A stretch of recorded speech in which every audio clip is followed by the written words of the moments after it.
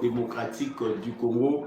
Ngai wabino Samba Olonga des pères et des mères, Nazane Semakoye Babino, ébélé à travers toute la République démocratique du Congo. Nazane Semakoye Babino, ébélé à travers le monde Kona Kolanda, Ba Sango ya Ekolo Congo démocratique, mato de Kona fidélité, paix, confiance. Oyo bino bopesaka biso ko ete tomemela bino basango ya mboka na biso soko betili baku malamu ya kokota kati na etando oyo tope na émission Debout Congolais. En tout cas na tombeli yo boye malamu na kati ya émission oyo justice ya Nzambe eratakate, justice ya Nzambe moto moko te a échappaka na contrôle nango. Donc, soki yo okosalaka mabe, okanisi moto aza komona yo te, to pe okosala mabe, okanisi ete yo oza makasi koleka baninga, yeba yango ke okorepolte ba fruit ya ba acte yo ozali koposer. On ne se moque pas de Dieu, c'est qu'un homme aura semé, il le moissonnera. Lona malamu okobuka pe malamu. Ce qu'on a déjà en direct, il y a GCAM Télévision. Veuillez partager les lives de cette émission. Kabola live de l'émission Oyo. Likez, partagez. Je suis en direct de Kinshasa. GCAM Télévision, émission Debout Congolais. Samba Olonga Liboso Nabino, comme d'habitude. Kabola déjà na voisin. Lien, il y a émission Oyo. À la une, il y a actualité Nabiso. Kaka Lolenge, Bomoneli Yango, Tokokende na front. Na est ya République démocratique du Congo pour na kolobela maïzali koleka kuna est-ce que ennemi a boteli bungu. Pourquoi Kagame ferme ses frontières? Pourquoi Kagame makambo ezali kuna? Est-ce que ekoki kopesa biso espoir avancer à FARDC na mikolo oyo? Est-ce que ekoki kopesa biso espoir d'une victoire finale? Samba Olonga va en parler dans cette émission. Nous allons aussi parler de ces affrontements. Il y a Tongo ya Lelo. Depuis Tongo ya Lelo, l'affrontement ezalaki na Lofo Oyo. Armée a botolaki déjà na Kaina, na Kibanda, na Kiranga. En tout cas, FARDC bazali kosala musala kitoko kuna tokolobelango na kati émission na biso ya mokolo ya Lelo. Nous allons parler aussi certainement na lisolo ezali koleka. Ba communicateur ya parti ya Kabila, ancien communicateur ya Kabila bato a peu perdu et belé surtout bango bazali ko paza sango selon laquelle Joseph Kabila serait parti aux États-Unis pour assister na investiture ya président, nouveau président américain Donald Trump. Est-ce que ezali sango ya solo soki eza sango ya lokuta bozoye bango na kati émission oyo?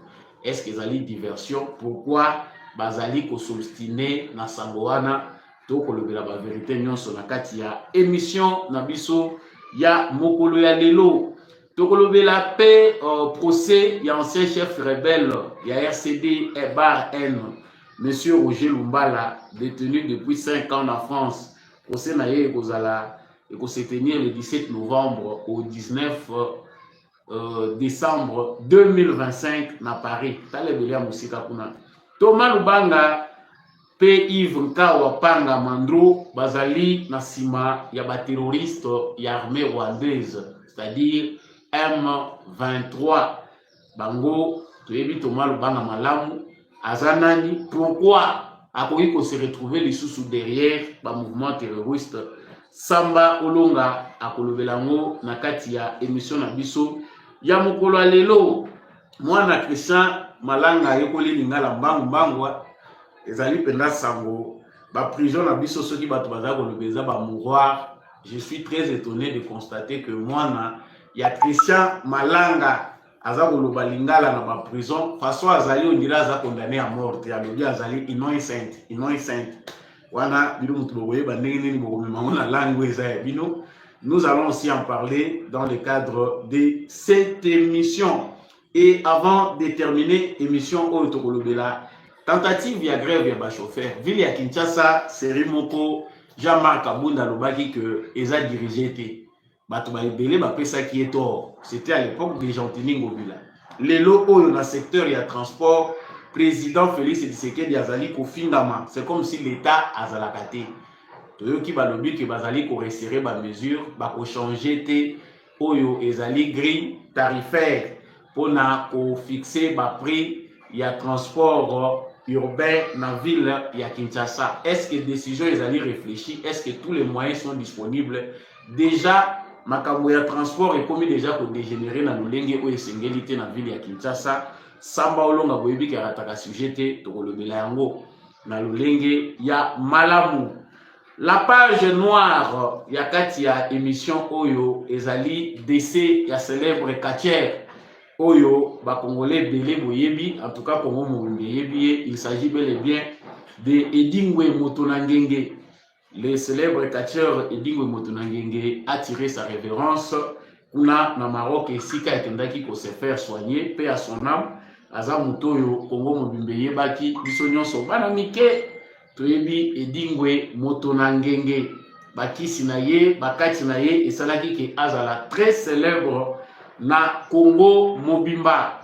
Vraiment ezali triste nouvelle pour la fédération ya bakatieur congolais tokolobela ngo pe muke na suka ya etando na biso ya actualité na biso ya mukolo ya lelo. Merci mingi na bino nyonso bozali ko rejoindre GCAM télévision pour na ko partager basango ya République démocratique du Congo, surtout oza déjà en direct boyebi ba geste simple to sala ka pona ko pesa makasi na etando na biso, c'est-à-dire partager les lives de cette émission, Kobo Sanate, ko liker, abonnez-vous si vous n'êtes pas encore abonné à cette chaîne et surtout n'hésitez pas de nous laisser un commentaire pour Bisabiso depuis Wapi Yozali Kolanda Biso na République démocratique du Congo, depuis Wapoza Kolanda Biso dans le monde. Merci na Bandeko Kolanda Biso depuis Kikwit Bandeko ya Grèce.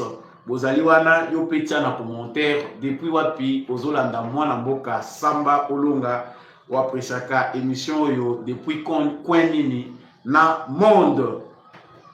Voilà, nazongi sika wana basango po ebele bazalaka impatient, basango nde mutebe marabino na etando oyo. J'ai confiance à vous, partagez les lives, faites de sorte que ba voisins bakota na retard te. Sango ya liboso ezali d'abord na front. Qu'est-ce qui se passe au front? Parce que c'est là notre première préoccupation. Pourquoi Paul Kagame azali troublé? Ndenge bomoni yango na intitulé ya émission na biso batebele bolingaka titre na bino eza kobala na te na makambo boza ko développer. Je suis un peu fatigué. Vous les internautes, on ne vous comprend finalement pas. Wana eza débat mususu. L'actualité, c'est ce qui se passe au front. C'est même Mobimba yango eza kokoka ke l'armée congolaise ba contre-offensive ezali lancée sur tous les fronts. L'armée congolaise se bat de toutes les manières possibles pour récupérer ba localité oyo ezali na maboko ya ba terroriste ya armée rwandaise. L'armée congolaise eza na front na Lubero, na Masisi, na Nyiragongo, na Ruchuru, pour ne citer que ces territoires-là, ezali Bisuka Bitumba, ezali Kobundama. Ndenge kaka tomonaki mokolo ya dimanche, pour ceux qui suivent l'actualité congolaise régulièrement, toyokaki bapanzi biso sango que armée congolaise est perdre Sake.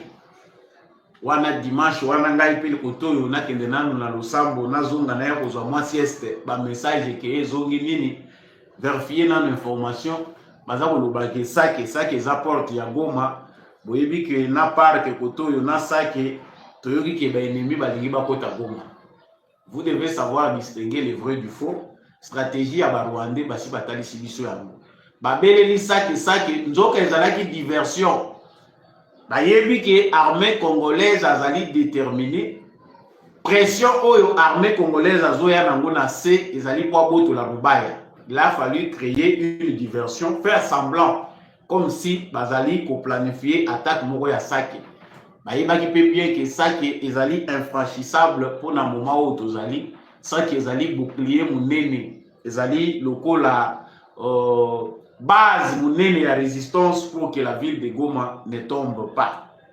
Donc, il a fallu créer cette diversion-là pour mettre un peu qu'on distraire l'armée na biso le temps, se ressourcer pour la bandingini bakoyi défendre Rubaya ou ezali pe point moko focal.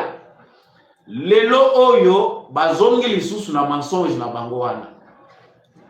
L'armée terroriste rwandaise bazali ko publier balobi ke Ngungu ekwei na maboko na bango. Pendant que bitumba ezali mené na front, bango pe bazali ko mené bitumba mususu na front médiatique pour nous faire croire que Ngungu oyo ezalaki récupéré par l'armée congolaise. Otomonaki le colonel Guillaume Ndike porte-parole azali kopé sa information azali sur terrain. Eux aussi veulent nous faire comprendre que babotoli Ngungu. C'est faux. J'aimerais d'abord commencer par ça. Ngungu est entre les mains de l'armée loyaliste. Armée FARDC, Bazali, qui continue à contrôler la cité de Ngungu. Et ils allaient dans l'inquiétude de Morote Bitumba. Ils allaient Moussika dans les environs. Pour ce qui est de l'actualité, dans le front Mokolo Alelo, tu as vu que l'affrontement, ils allaient depuis Tongo Alelo. Dans l'environ, il y a l'offre. Kaina, Kibanda, Peisana, Pekiranga. Donc, ils allaient bisika bakomba, ils allaient concentrer la journée à l'élo. Rwandais bamoni que ça fait plusieurs jours qu'ils n'ont pas d'issue. Bazali penda na isika ya kobimelate balobaki, isika wana ba percé ba qualité. Front lancé par l'armée congolaise, je salue que pendant 4 jours toujours koyo kate ki eza na localité moko bango ba botoli baza obligé ya ko créer victoire moko soit imaginaire soit bakende na ba localité boyebi que l'autre problème chez nous ezali que tozali ko bunda pona pour rétablir autorité de l'État sur toute l'étendue du territoire national. Ezali na défi monene o biso Congo tozana ngo ezali que certains villages, certaines localités sont dans l'insuffisance. Il y a présence, il y a agent d'abisso, il y a service, il y a sécurité. Ce qui fait qu'on peut parcourir dans la localité Moussou Longwe d'un village à un autre, tamboli même 4 villages aux hommes soldats. Ce sont ces genres de localités-là, ceux qui, au Yoki na Sango, Ndenge Barwande, Ndenge RFI na France 24, c'est là. Yo kanisaki ba localité wana ezali ba localité moko vraiment très peuplée, ezali ba localité moko armée azalaki wana bitumbe salami ba yeba botoli. Faux. Ce n'est pas comme ça. Ce sont soit des localités oyo ezali na faible population, soit présence ya agent ya service ya sécurité ezali. Donc pour ce qui s'est passé aujourd'hui, tu as vu que l'armée congolaise a bien frappé les terroristes de l'armée rwandaise na localité wana ya Kaina. Vous avez vu que bango bazobunda na système anti-défense na bango. Soki baye bapusi mutuka na bango, il y a système anti-défense aérien pour empêcher que avion de chasse na biso et décoller na zone wana pona ko frapper bango. Si vous bitumba ya se soki eza efficace yango pende mute permetaka que armée na biso azongisa bango sima. Awa toza koloba frappe oyo bazui na Kaina na se bawazalendo combiné na ba FARDC bazali kosala pression et sali ke ba retirer na mutuka na bango ya système anti-défense aérien vers Kanyabayonga. Donc, ils doivent replier. Ceux qui vont replier, parce que il y a des choses que nous ne disons pas, mais ça peut la cité, dans la localité Moussous Oyo armée, Azali, pour envisager la frappe, parce qu'il y a plusieurs fronts. Ndengeka Bango, Bazali na stratégie à éparpiller ma force pour que distraire binoneti bazoki dans la localité à gauche, baye kobima à droite. L'armée congolaise a bien fait parce que cette semaine, l'armée azali mingi ko travailler na ko couper ba source nzela na bango ya approvisionnement. Ceux qui bolandeli bien armée rwandaise akotaka na Congo lokola na moulin. Boyebi ke na moulin batokaka te na moulin autorisation ezalaka te. Dans un moulin, on entre quand on veut et comme on veut. Et c'est ce que fait l'armée rwandaise comme d'habitude. Bakokota, ba percé, ba yena bango, ba yepé na renfort. Qu'est-ce qui fait que bango bazalaka kaka la page? Ils ont déjà bien étudié. Donc armée rwandaise bango batangisa bango makamususu mingi te. Eloko makasi bango batangisa bango ezali relief, il y a géographie, il y a nord Kivu na ya sud Kivu parce que eza Eldorado na bango, eza mabele, masisi Rutshuru, c'est les terres qu'ils envient plus que tout au monde. Donc, si vous êtes rwandais, vous êtes touti et que vous êtes ma colonne, vous êtes terre promise. Et l'armée congolaise a travaillé avec les Wazalendo. Les Wazalendo sont importants. À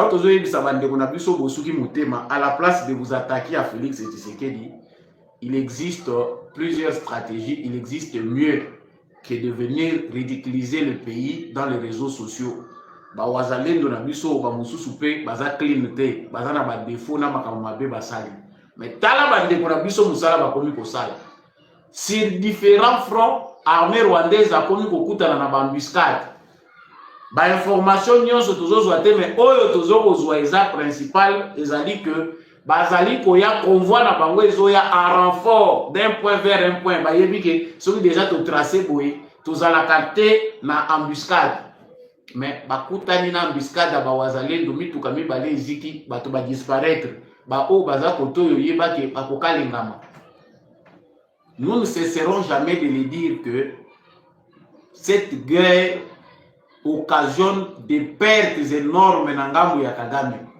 L'entêtement oyo yazali kosala bato baza kokanisa que c'est Tshisekedi qui est naïf, c'est Tshisekedi qui perd parce qu'il y a des localités entre les mains de l'ennemi.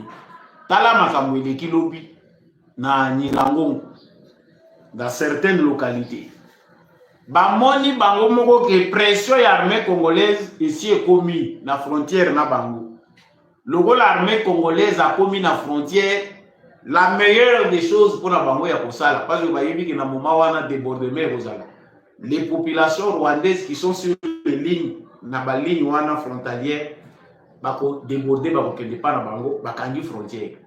Kagame est dans la peur, il ne sait pas l'un de ces 4 matins ce que l'armée congolaise peut faire. Parce que c'est totalement bien stratégie à l'armée rwandaise côté mususu. Tous a opéré le rôle ba israélien côté mususu le rôle ba russe na ba débordement. Botiki bango baye na gauche, botiki bango baye na droite, allez bo déborder sikoyo. C'est ce qui s'est passé la semaine où kolika. Moi je me dis que quelque part Ezali Tolobanini nouveau commandement Oyotozui Bazali n'a pas la bango et efficacité. On sent vraiment que quelque part président Félix Tshisekedi Aniati, est-ce qu'il a fallu avoir un randophone dans la zone ouane pour les analyse pour partager na bande ko non eza mabe.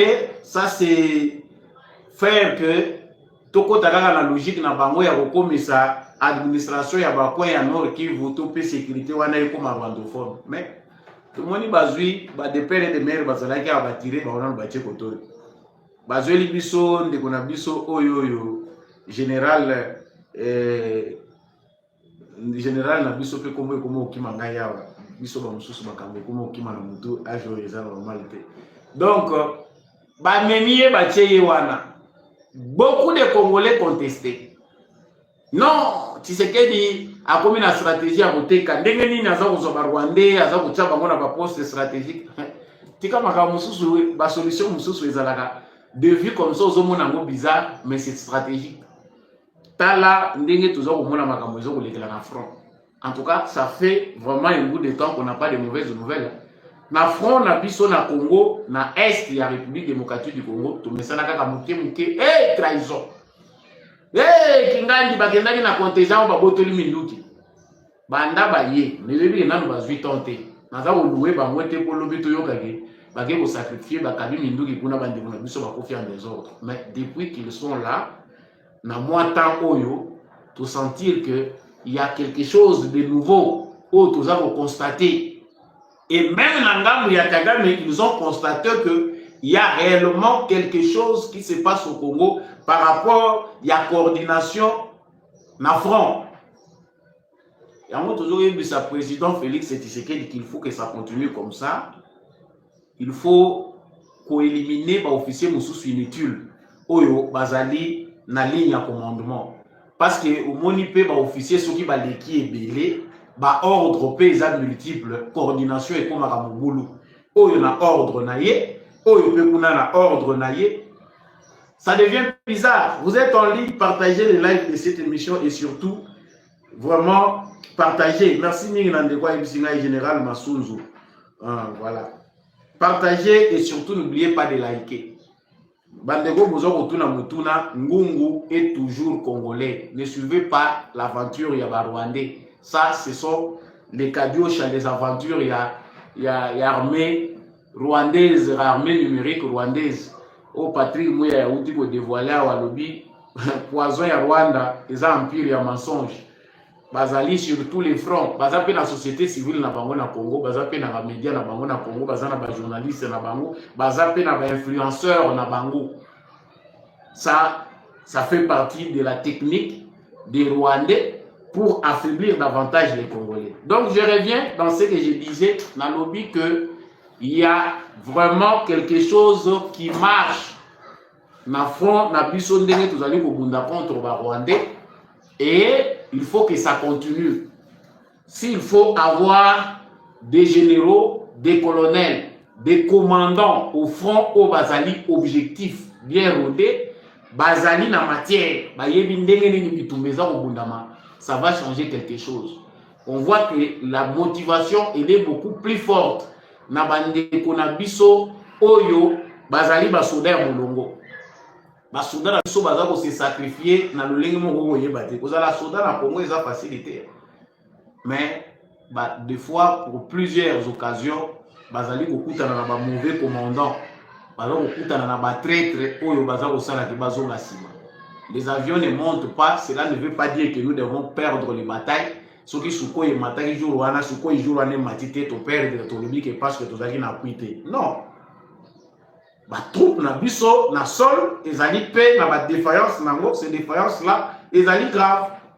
Donc voilà pour ce qui est du côté positif, il y a commandement militaire où ezali changer na zone oyo ezali zone de guerre.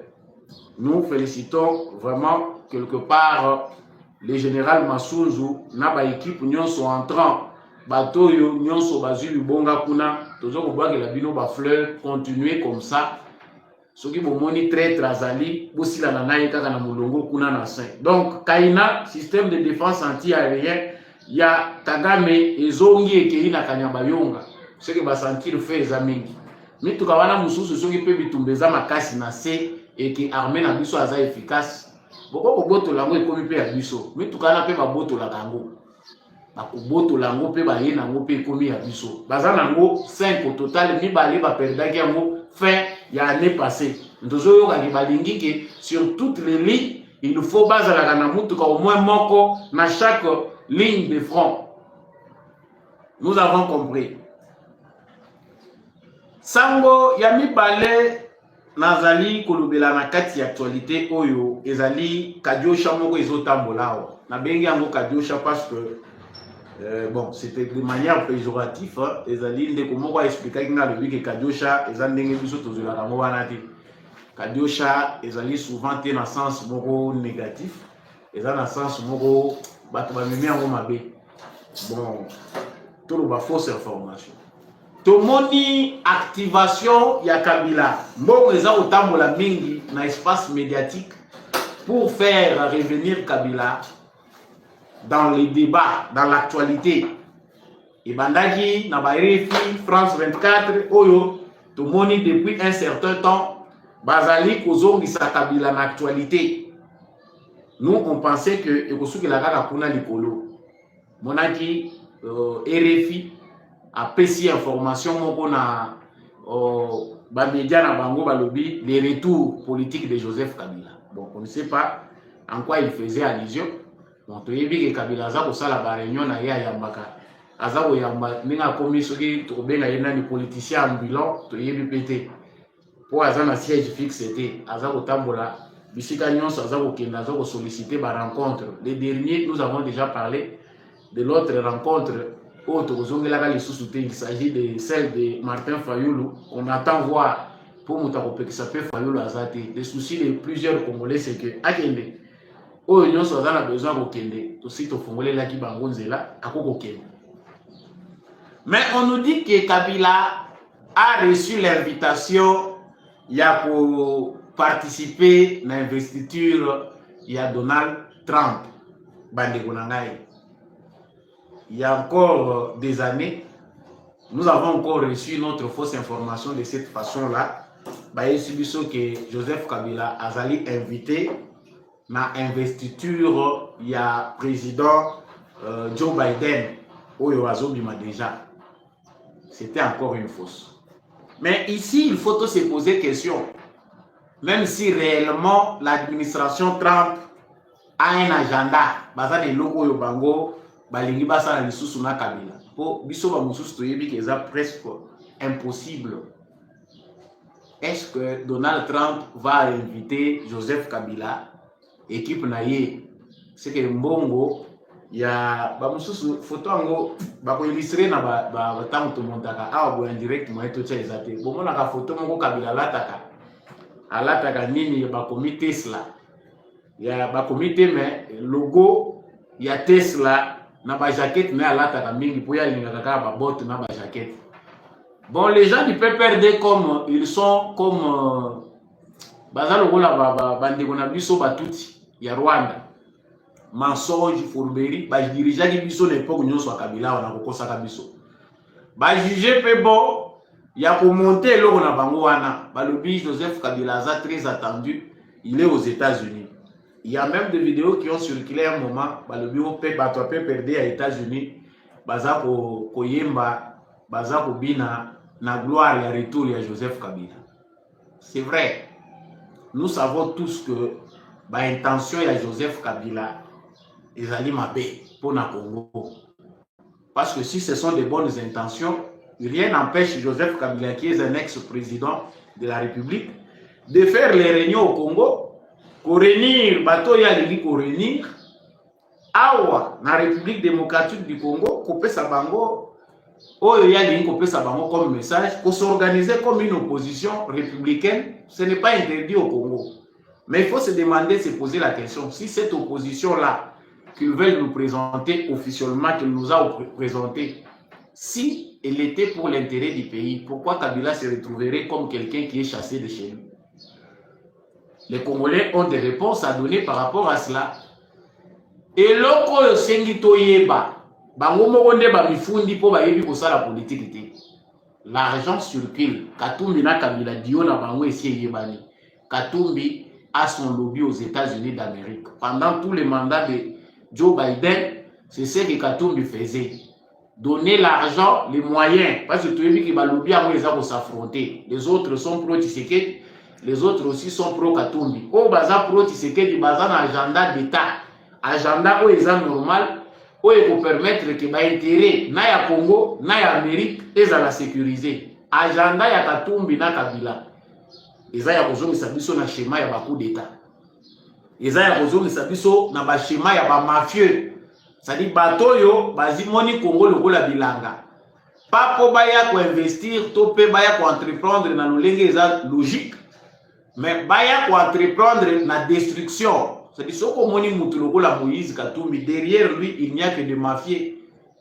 Lokola ba oyo soki fondation Mo Ibrahim na ba multinationale mususu oyo ba mona ba financaka mingi makambo ezali ya guerre.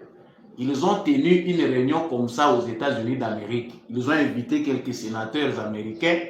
Bazala kinde na kati ya démarche entre Joseph Kabila na Moïse Katumbi, moko il faut azala. Parmi les officiels oyo bazali invité na cérémonie ya investiture pardon, il y a Donald Trump, il faut moko na bango azala kuna. Le rôle à Bango et c'est qui Bango Mingi. pour créer une actualité tout autour. Baya nango, biso ba Congolais tous s'intéresser nango, il a fallu amplifier que on a remis l'invitation à Joseph Kabila pour qu'il y ait une investiture, il y a Donald Trump. Et là, je vois un monsieur Logo Laïndi Omari qui publie aussi ça dans ma tweet, il en parle à lobby, voilà. Toujours au monde qui est Nangambou, il y a eu de PS et Nangambou, il y a Félix Tshisekedi, Batubazo Banga, pourquoi vous avez peur qu'on invite Joseph Kabila? Même il y a Joseph Kabila, il peut aller à Kendaka Nabambo, à Kendaka Espagne, à Kiesuki en Arabie Saoudite, Suki Qatar, à Zongi, mais les Américains, le point de vue officiel n'est pas favorable na batu oyo ya bamagui. Mais il y a aussi un problème.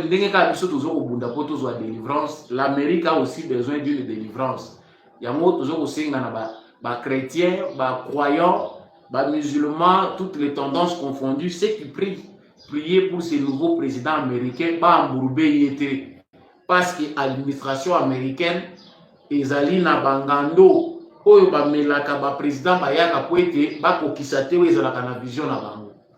C'est dans ce sens-là que Kabila, comme il a les moyens, Kabila azali na baction na ba entreprise multinationale, Kabila azali na baction, azali na ba entreprise awa na niveau ya Congo. C'est logique que Kabila, de par l'argent des Congolais qu'il a pillé pendant toutes ces années, a vaporisé les sous na kokende ko toucher na ba réseau azanango pour que à Lukaso Gendengeni na ko se retrouver. Mais c'est faux, il n'y a pas une invitation officielle donnée à Joseph Kabila pour qu'il assister na cérémonie à investiture, toute prestation à serment, il y a Donald Trump.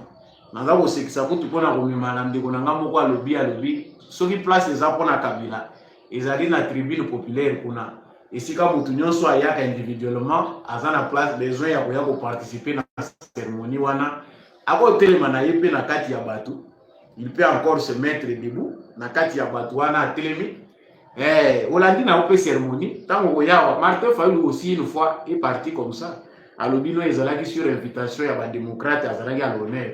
Mais c'est après ici qu'on est informé que biloko wana basengaka beaucoup osenga invitation ba Congolais au bazakuna bosengi invitation bolobi tozala besoin pour participer autant na congrès wana ya ba démocrate soki ba pesi bino invitation allez bokei ko participer. Mais awe bimaka ke on a mis Martin Fayulu à l'honneur aza invité na congrès ya ba démocrates américains botika ba jeu eza ba jeu ya kala. Nous avons compris, le monde d'aujourd'hui a soif du vrai. Lokuta, menté, il restera toujours quelque chose. Lokuta est malamuté. Que les kabylistes qui se masturbent l'esprit, tu veux dire que bande on a vu sur les kabylistes, nous sous oyo, bazan et sika ya kokendete, bazo telengana, bazan ba brebis égaré, ba éviter avec ce qui comment ils peuvent se retrouver, ba poche na bango eza pour réclamer retour à Joseph Kabila. Posez-vous la question deux fois. Est-ce qu'il y a une façon par laquelle Kabila Kozong est là logiquement? Parce qu'en démocratie, il y a une sous-possibilité. La seule façon où tu es bien, c'est un coup d'État. Mais même ces coups d'État-là, à quel prix? Il faut que tu aies la conjoncture actuelle. Est-ce que Tshisekedi est aussi vraiment atikeli yango kaka ke aya lisusu kozonga asala de n'importe quoi? Ce n'est plus faisable. Na kolobela lisusu awa likambo ya ba procès. Ils ont un procès tant bazoye bisa anciens rebelles que beau se repentir, les temps sont mauvais. Libanda sécurité ezate batumso bazo kanisa ke biso ba oyo lokola tozali batu ya mike moyen to pesa bino makambo eza vrai ezate. Botika makambo ya kokende libanda sécurité ezate. L'ancien chef rebelle du RCDN, Roger Lumbala, détenu depuis 5 ans en France, se tiendra procès naïe se tenir du 17 au 19 décembre 2025. Tala année ndenge za moulayi. Année za moulayi. Ndeko Lumbala place à la prison. Il faut avoir la sagesse. Sagesse soko za na moté ke ndate pa basali na Nzambe, ke ndate pa banganga. Bachayo maboko ko massage. Roger Lumbala était en sécurité au Congo. Roger Lumbala qui a été favorisé un moment par Félix Tshisekedi. Kaka Mawaoyo ya Tshisekedi Oyo. Tshisekedi a joué comme Roger Lumbala. À cette époque-là, Joseph Kabila a salaki bango exilé politique. Tshisekedi Félix a joué comme la makambo ya rassemblement ya opposition, ceux qui makambo nini o ezalaki awa na makambo ya décrispation ya scène politique. Ya makambo ya décrispation, voilà. Il y a climat politique, j'allais dire. Roger Lumbala bazu Congo na Félix Tshisekedi atiango parmi bato il faut baya kozonga. Roger Lumbala akomi awa. Akomi ennemi à Félix Tshisekedi. Tshisekedi c'était illettré, Tshisekedi a yebi kotanga te, ngai nde na leki Tshisekedi na politique. Oyebi destin ya mutu te tika. Lumbala faisait ça parce que il voulait faire les yeux doux à l'année pour batika kolandela ye. Lumbala Félix Tshisekedi veut accéder au pouvoir. Monsieur Lumbala le Koufaki, Lumbala va continuer à combattre Tshisekedi. Abosani Kabila. La finalité, Lumbala yemo kwa lungwa na Congo, akeko se retrouver wapi. Yemo kwa akeko mitika na France. Parce que Roger Lumbala ici, na kati ya Congo, à bon terme avec Tshisekedi, akokani kozala sécuriser. Akokani kozala sécuriser. Félix Tshisekedi n'est pas un méchant. Tu es évidemment à mutu moko na bolingo azanango abosa na kamabe batu basali. Mais Lumbala, comme il savait que asali buzoba mingi contre Félix Tshisekedi, il est allé lui-même se jeter dans l'eau. Nandenga za ko se noyer wana. Komi singa na kingwa, komi ko senga ke ote, ba extrader ngana ke ndeko sambela na Congo. Je suis un citoyen congolais. Na Congo pe ba ko tchao suna boloko. C'est dans ce contexte, les amakambaza ko accuser ba crime contre l'humanité année 2003. Mais il y a des criminels ici et de là. S'il faut en parler, s'il vous plaît, likez et partagez les lives de cette émission. Pour liker, vraiment, on est ensemble. Donc, on se retrouve au Moko Sambourbé. C'est de cette façon-là de réfléchir qui fait que Batoué Belé, vrai qu'il y a une rébellion, on dirait que ne visite pas psychiatre pour revoir le cerveau na bango, changer façon na bango ya raisonner. Les pays évoluent, nous avons besoin de nouvelles mentalités, nous en avons besoin mboka émerger. Bala na biso tokotiki la bango mentalité te ya kokota kazamba kokende kozwa mandoki contre votre propre pays. Il faut tout ça la nettoyage. Mais qu'est-ce qui se passe? Des gens comme Thomas Lubanga, Monsieur Thomas Lubanga, Naïve Nkawa, mais je préfère me concentrer sur Thomas Lubanga. Monsieur Thomas Lubanga, ce qui Thomas, Azan Tomate, Azan Thomas. Thomas Lubanga se retrouve encore derrière la stratégie de Kagame. Ayawa va libérer Yaki ces pays. Les idiots ne changent pas. Vous excuserez le terme, ce qui est allé choquant, mais les hommes normaux, ce qu'on sait l'erreur pour changer malamment. Mais il y a que des tarés qui ne changent pas.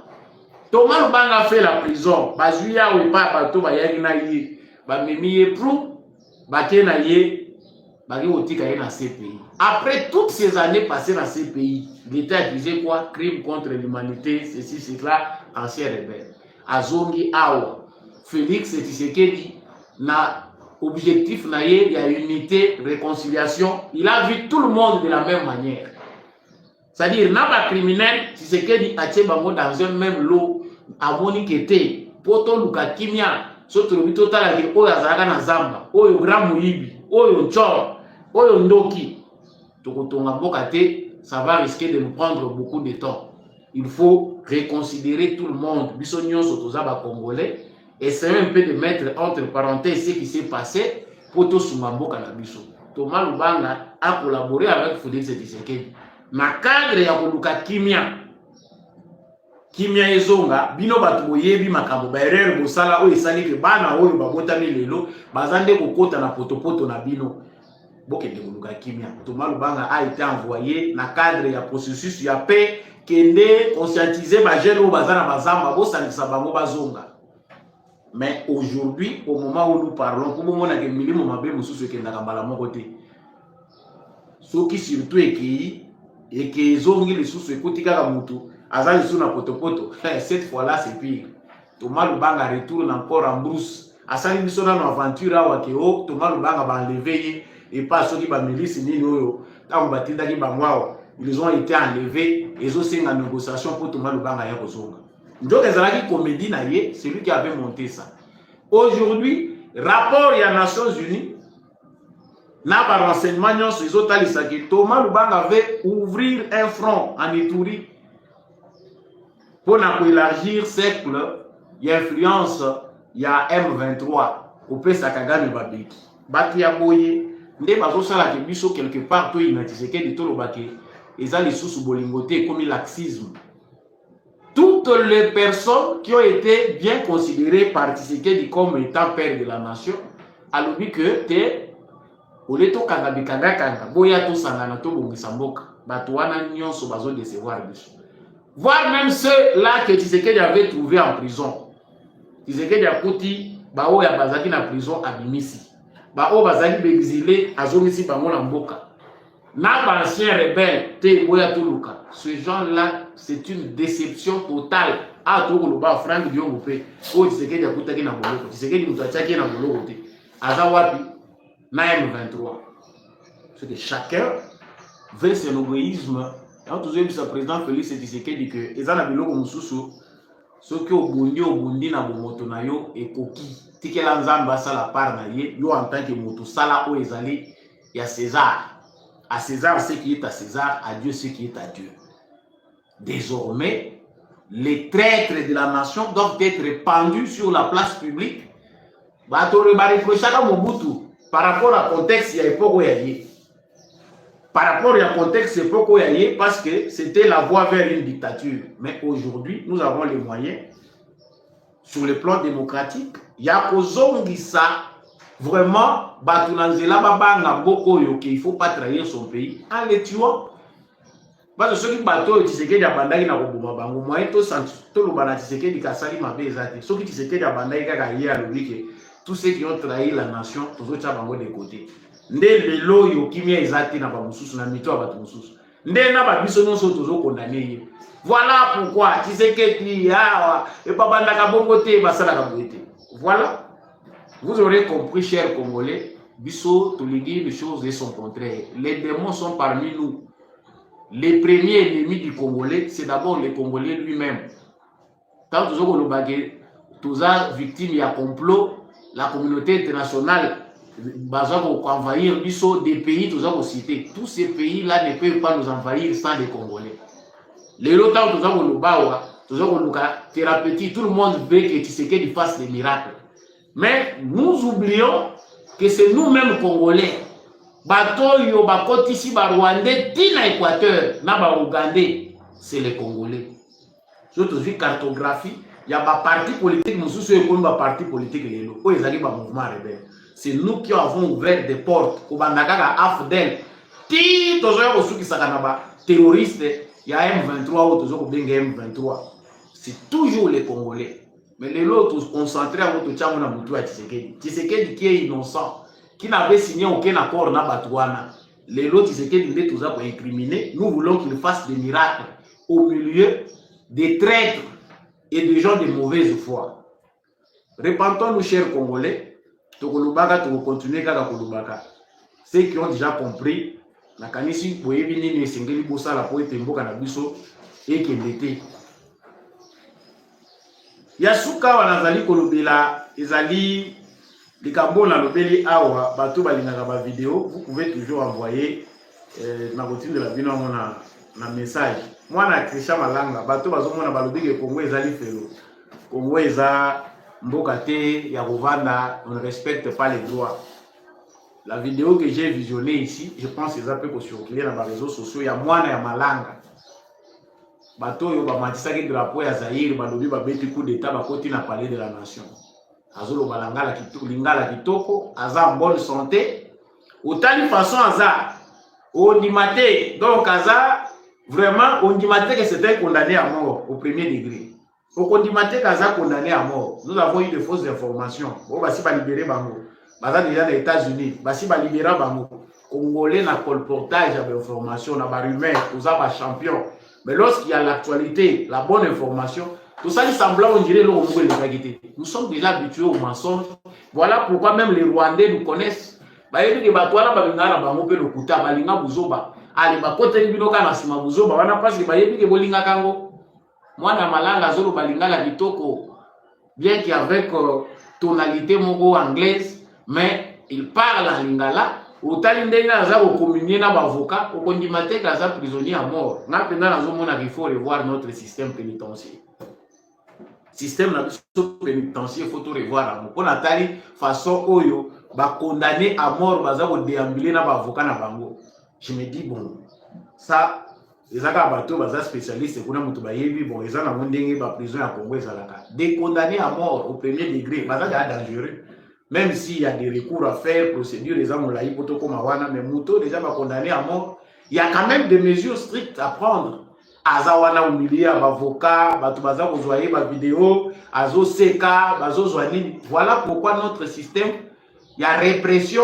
bato baza kozwa yango au sérieux te même les kuluna savent que c'est du théâtre kuluna azokende bayebiseke baza koboma yo alobi lokuta nzambe azalaka lokuta biso tozala nyonso likolo ya bapoliticien parce que vous avez fait que justice congolaise bato babanga yango lisusu te bato bayebi na bango même en prison je peux négocier un de ces 4 matins boyoki ke akite soki baakitaki vie oyo oalingi kose prononcer te ya makambo ya constitution ebongo mpo baakite mpe malanga eloko ni ezangi nous aurons tout vu au Congo baakitaki bato nyonso ya procès 100 jours justice ya Congo ekomaki théâtre ebongo soki mpe baakite mwana ya malanga to finir ka par cas ya de retour vous avez du boulot Constant Mutamba excellence monsieur le ministre ozana musala makasi na ba réforme toza kozela na ba loi na biso il faut vraiment endurcir les mesures ya ba détention surtout pour na moyibi pour na koboma il faut mutu vraiment oya bomi ayeba te bato baza libanda bayeba ke kobomeza mabe na Congo na koko ozete comme ça se fait ailleurs. Likez et partagez. Voilà, j'arrive à la fin. Lobi bolinga boyo kala ke Kinshasa mobimba bato baza na balabala. Monsieur le président de la République ba conseiller na yo en matière ya transport soki bayelaka ba information nini grande sociale oyo éclaté na Kinshasa pour na makambo ya transport bato bakoloba ke oyo eza terrorisme il y a des gens derrière parce que rapport à sécurité oyo ya okende na suka wana ekokoma ke non il y a eu des infiltrés bakoti na sima on a armé les gens pour créer du terrorisme. Monsieur le président, secteur à transport eza bombe à retardement. Makambo elingaki déjà lobby elingaki banda déjà lobby na différents arrêts de bus se déplacer à Kinshasa eza facilité transport na Kinshasa eza lokola lutte bao baza na mituka baza kolela ke na kotambola ndenge nini embouteillage eleki bao baza na makolo baza kolela vous pouvez faire les affaires ndenge biso tozosala boyo même si ozosala ba affaire okomona ki transport ndenge mtezo bomayo. Bon, nous savons qu'il y a des mesures à prendre qui sont à long terme. Autre qu'il faut ça dans 2 ans, 3 ans, 5 ans, 10 ans. Mais il y a des mesures urgentes où l'État doit capona pour rétablir autorité à l'État. Quand tu as décensé tout le monde dans la ville à Kinshasa, balakisi que pouvoir exacter dans l'État congolais dans le secteur wana. Ba désordre les autres salles mabatu ba komi ko panza ba bus ya batu ko panza ba vitre ba désordre bozo zela ke mukolo bokoyo ka ki ba bomi chauffeur moko na recevoir mais bino bokozwa ba mesure ko esengeli pour l'État à s'imposer. Toyoki gouverneur alobi ya ko changer te. Ayebisi bango ba chauffeur bo bandaki ba meka ko grever que a ko changer te ba mesure ezwami wana ya ngonde etikali. Les transports restent dans le prix que les amis fixés dans l'État. Ce qui est bon, l'État doit s'assumer, l'État doit s'imposer. Mais, talana nous État ya mituka ya ville à Kinshasa. Talana nous État ya mituka. Tous les gouverneurs qui passent, ils laissent Kinshasa dans le même État. À l'intérieur du pays, c'est différent. Si vous avez dans la province, nous sommes pour la mituka ya babante. Mais à Kinshasa, capitale de la République démocratique du Congo, Kinshasa, miroir ya Congo.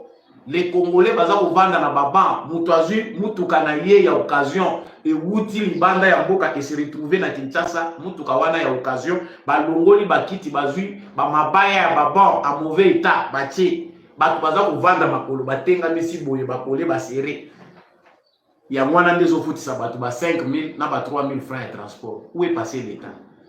Moi, modèle automobile comme on a transport, il y a un écoufi, la mise sur le ministre de transport. Pour l'instant, dans le bas, au binopé, vous avez vérifié l'information. Et ça, pour vérifier tes acharnements. Jean-Pierre Bemba, aux ministre national de transport, quand quelque chose ne va pas dans une province concernant les transports, il peut voter le mot là-bas. Ville ya Kinshasa, ils ont gouverné dans le secteur de transport. Il n'y a pas l'État là-bas. Bon, c'est la nuance wana Tshisekedi. Il y a un autre BTCT. Dans la liste, il y a remaniement. Bah, ministre sur 100%. Donc, 70%, il faut pas qu'il y ait dans ma garage. 70%. Pour il y a des ministères qui n'existent que des noms. Oyo na bakolo na moto ça va pe fora boyeba bakombo na bango te bato bazo ko kambango parce que toyebi ke bazana bango na port moko te iloko babakisaka eza na moto. Voilà. Il y a monsieur le président de la République, si vos conseillers en matière de transport, grande sociale, ils ont risqué. Bon, il y a un jour, qui va bitumba, désordre, bimi na ba réunion sur la bus, du colo ya transport. Bon, négocier. Na ba société, où bazar en maîtrise, ya transport urbain. Tout le monde a pu mituka. Ceux qui mituka qualité koti. Ba entrepreneur privé oyo baza ko sala na low cost oyo soki ba low cost soki bobenga ka moni oyo bobenga ka oyo ba mituka ba descensité kolimwa. Quand il y a des entrepreneurs sérieux qui viennent de la ville ou bien n'importe ya pays pour ba ya ko entreprendre tala ba magui oyo zo kokimisa bango. Soki congolais moko ayena ba bus na ya lobi na sala na secteur de transport tala ba taxe façon ba ko décourager oko ko imaginer te. Biso tolobi, soki tolobaki te o tolobi te. Conseil public, ils ont un mot gratuit. Condoléances na famille ya Edingwe Motonangenge, tolobaki awa ki page noire ezali décès la célèbre catcheur Edingwe Motonangenge. C'est aussi un personnage très connu na République démocratique du Congo comme Natango ya Zaïre.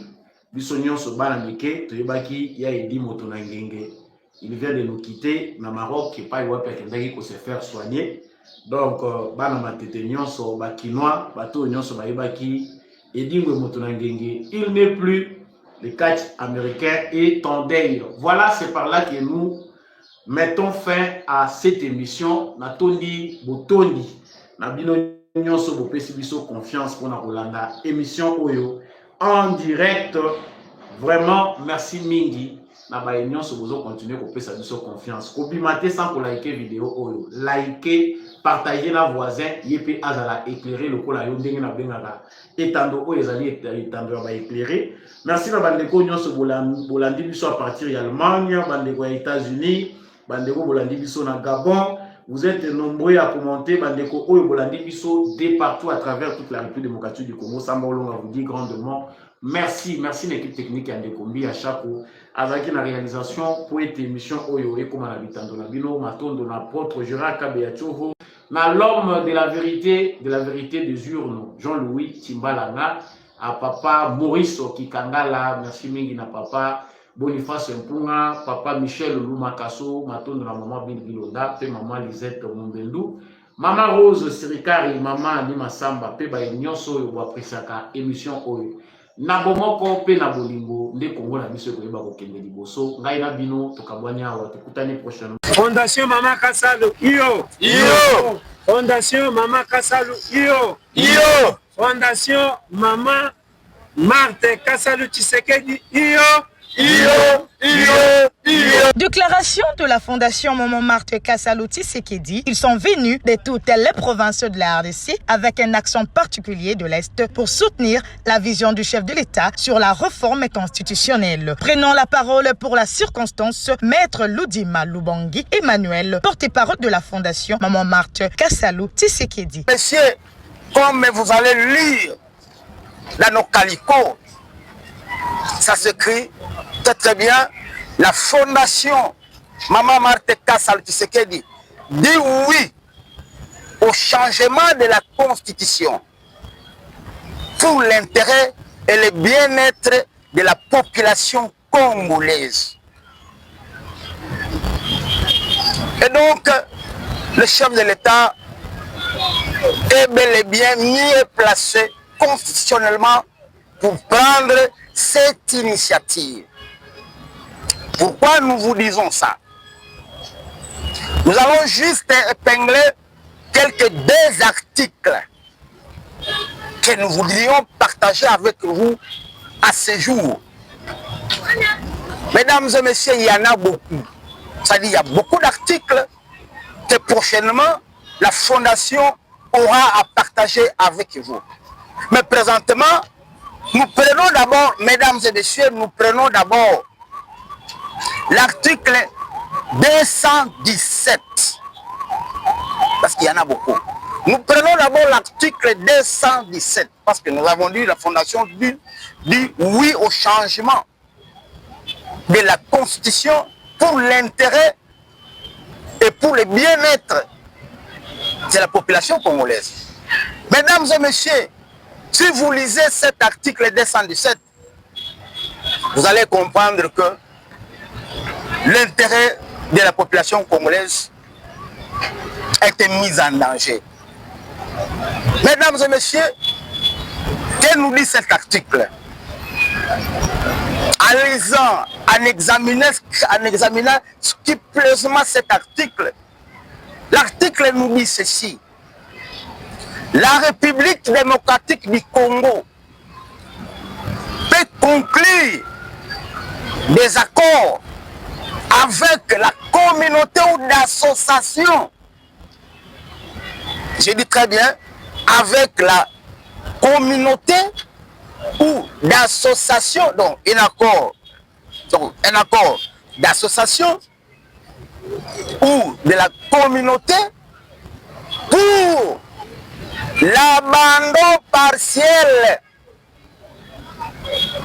de sa souveraineté. Mes chers amis, en décortiquant cet article, nous avions remarqué que un jour, et c'est ce que nous vivons aujourd'hui, la balkanisation dont vous écoutez par-ci par-là était déjà mise en marche. Et donc, on voulait que le président public puisse accepter de libérer, de céder une portion de nos terres, une partie de notre pays. Et c'est là où il y a des... C'est là où donc c'est là où il y a des richesses énormes qui pouvaient aider les Congolais, qui pouvaient faciliter le développement de notre pays. Mais nos ennemis ont voulu assez que le président public puisse laisser cet article comme ça, qu'un jour, et c'est ce que nous vivons aujourd'hui, notre parti, surtout l'Est et d'autres partis, puissent appartenir au profit de nos ennemis. Mesdames et messieurs, c'est cet article qui a donné lieu, et c'est cet article qui donne même l'occasion aux ennemis de la République de nous attaquer. De même pour le coordonnateur de la Fondation, M. Massoudi Mwambaya, qui a martelé sur les objectifs de la Fondation. Fondation Mama Marthe Kassalu inapatikana fasi yote ku Kongo. Inaambia bana memba yabo ya fondation kila fasi bako. Tangu leo baanze kuambia wakongomani wenzabo babapatie mafikara ya rais wetu Felix Antoine Tshisekedi Tshilombo kwa kubadilisha katiba yetu ya Kongo, ibaingie kubichwa, yani tujitayarishe siku za usoni. Tuko tunaenda ku referendum kwa kuitika ndio ubadilishaji wa katiba yetu, na tunasema hivi, yeyote mwenye ataambia wakongomani ya kusema hapana, rais ana mpango wa kubadilisha katiba kwa ajili abakie daima kupuvana, ile tunasema ni uongo na msibasikie. Hakuyakuwa mtu mwenye kuwa na dhamiri ya mzuri sawa na rais wetu tuko nao, anakatala kujitajirisha mwenyewe, anatafuta faida ya kila mtu, kila mkongomani ajisikie salama.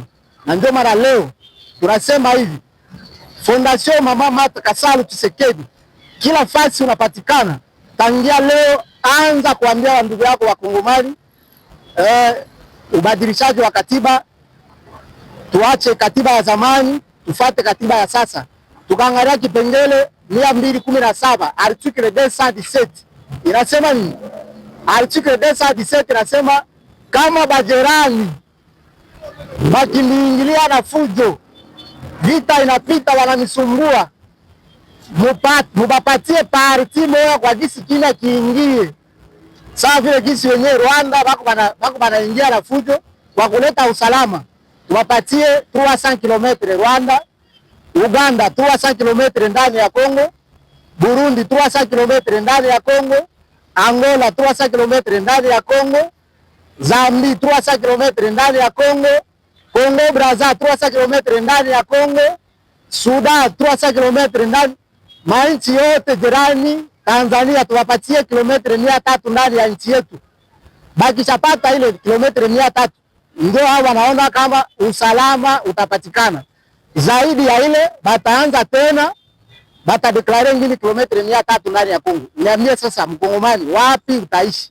Na ndio kwa maana tunasema hivi, sie bote maprovince yote 26 tusimame wima, tumuunge rais wetu Felix Antoine Tshisekedi Tshilombo mkono wa kuendelesha ubadilishaji wa katiba. Tunaitika ndio wa kwenda ku referendum.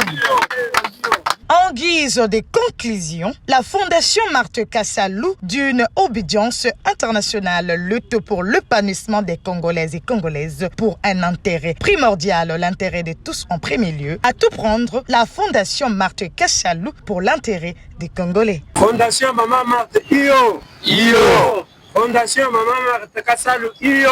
Iyo. Fondation Mama Marthe Kasalu Tshisekedi Iyo. Iyo. Iyo. Iyo.